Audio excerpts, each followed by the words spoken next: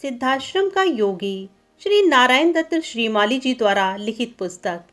इस पुस्तक में स्वामी जी ने हिमालय पर मौजूद बहुत से सिद्ध संतों व उनके आश्रमों का वर्णन किया है। साथ ही साथ देश के प्रसिद्ध गुरु व शिष्यों का वर्णन भी किया है, जिनमें से आज हम वर्णन देखने जा रहे हैं स्वामी विवेकानंद जी का।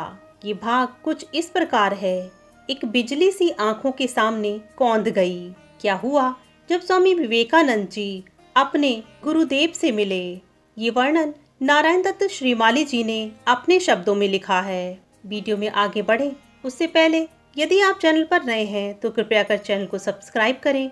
वीडियो यदि पसंद आता है तो कृपया कर इसे लाइक अवश्य करें तथा अपने ही समान आध्यात्म प्रेमियों में ये वीडियो शेयर अवश्य से करें। तो चलिए देरी न करते हुए वीडियो में आगे बढ़ते हैं।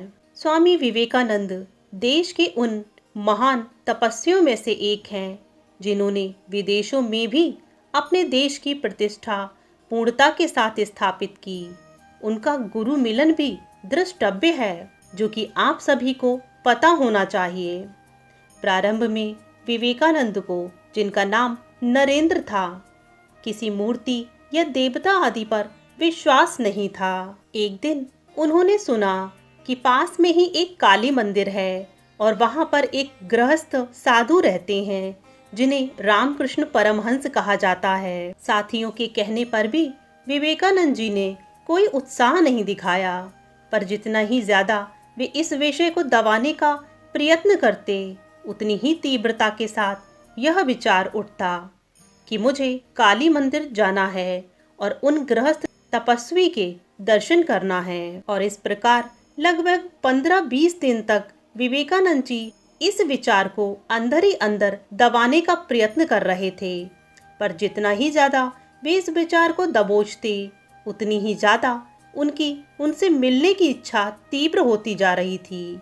और एक दिन विवेकानंद जी काली मंदिर की ओर बढ़ ही जाते हैं। मंदिर के भीतर जाकर देखा कि वहां पर काली की एक भव्य प्रतिमा स्थापित है। उसके सामने ही एक सामान्य सा व्यक्ति बैठा हुआ है, जिसके चेहरे पर ना तो किसी प्रकार की चमक ही दिख रही है और ना ही कोई ओज। परंतु विवेकानंद बार बार उस चेहरे को देखने के लिए विवश होते गए।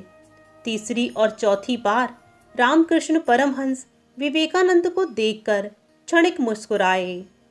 विवेकानंद को ऐसा लगा जैसे उनकी आंखों के सामने कोई बिजली सी कौंध गई हो। उनका मन कह रहा था कि ये वही व्यक्तित्व हैं जो मुझे पूर्णता दे सकते हैं, मेरे अकुलाहट भरे हृदय को सांत्वना दे सकते हैं। तभी वे उनके चरणों के पास जा बैठे। कब और कैसे तथा किस प्रकार वे रामकृष्ण परमहंस के चरणों से लिपट गए, इसका उन्हें कोई भान ही नहीं रहा। जब चेहरा ऊपर उठाया तो उनकी दोनों आंखें आंसुओं से भरी हुई थीं और सामने बैठा व्यक्ति परम तेजस्वी और दैदीप्यमान प्रतीत हो रहा था। तभी अचानक विवेकानंद जी के मुख से सहसा निकल पड़ा, गुरुदेव। रामकृष्ण ने उनके सिर पर हाथ रखा और बोले, पगले, अभी तक माँ से दूर क्यों रहा? तुझे तो कभी का यहाँ आ जाना चाहिए था।